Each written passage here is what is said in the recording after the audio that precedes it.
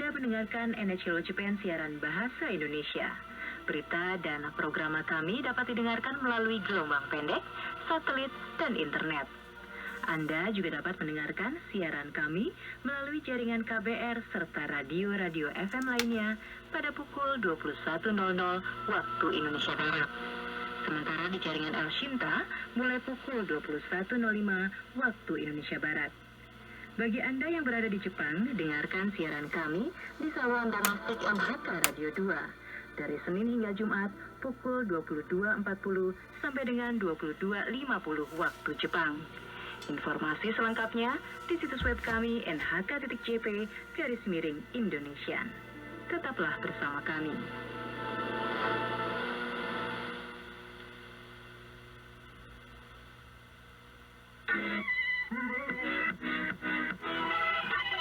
Berjumpa lagi dalam Sastra Jepang, program yang menghadirkan cerita-cerita pendek dari Jepang bersama Novriana Dewi dan Afra Rahman.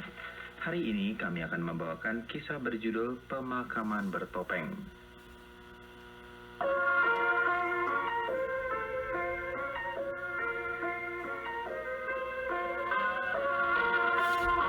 Penulis kisah ini, Hayashi Joji, lahir pada 1962.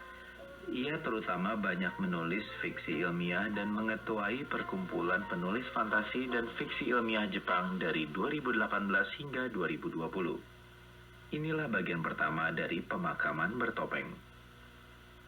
Ponselku menyala menunjukkan notifikasi pesan.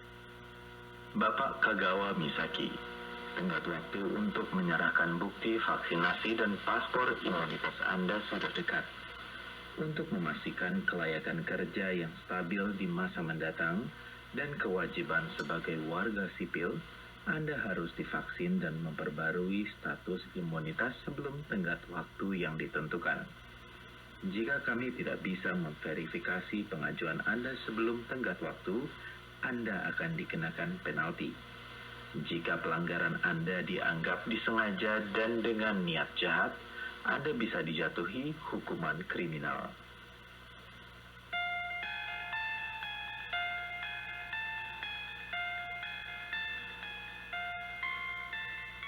Di bawah pesan itu, tertera daftar fasilitas medis yang menyediakan vaksinasi di area tempat tinggalku, beserta daftar pilihan vaksin yang disarankan untuk kuambil.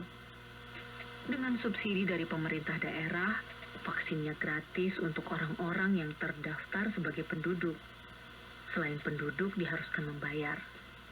Setelah menerima vaksin di fasilitas setempat, kita harus mengambil paspor imunitas yang hanya bisa diperoleh di fasilitas tertentu di wilayah tempat tinggal kita. Suntikan vaksin kali ini adalah untuk FIT38. Dengan kata lain, vaksin untuk penyakit viral tahun 2038.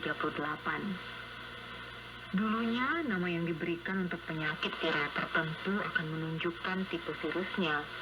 Misalnya COVID-19 untuk wabah penyakit virus corona tahun 2019.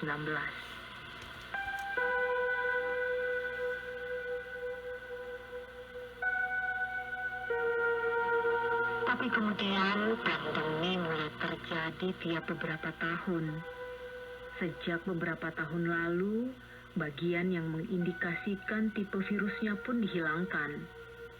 Sekarang hanya digunakan istilah VID, singkatan dari virus disease atau penyakit virus, diikuti tahun wabahnya. Untuk kasus seperti tahun 2028 saat terjadi beberapa kali pandemi, penyebutannya menjadi FIT28A, FIT28B, dan seterusnya.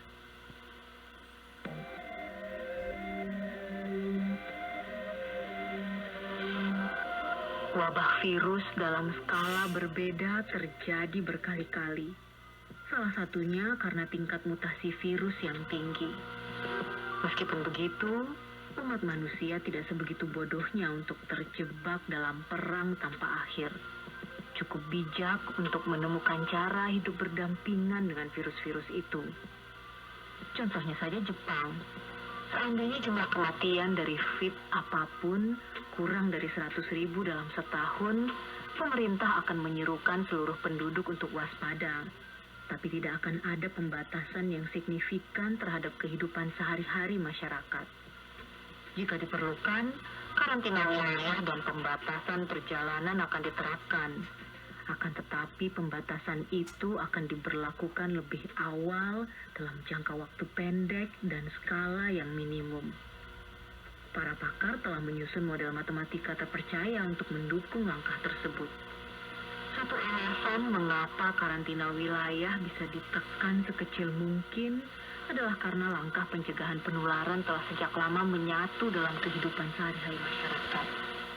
Kewajiban menyerahkan bukti vaksinasi adalah salah satu contohnya.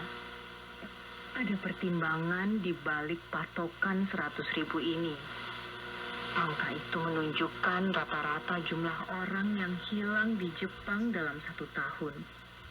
Dengan kata lain, angka berapapun di bawah itu dianggap sebagai penurunan populasi yang bisa diterima. Mungkin cara pikir seperti ini akan dipandang tidak pantas di masa lalu. Tapi umat manusia dalam kearifannya telah belajar akan manfaat mematikan rasa terhadap kematian orang lain yang tak dikenal. Lagi pula, ini adalah zaman manajemen pandemi.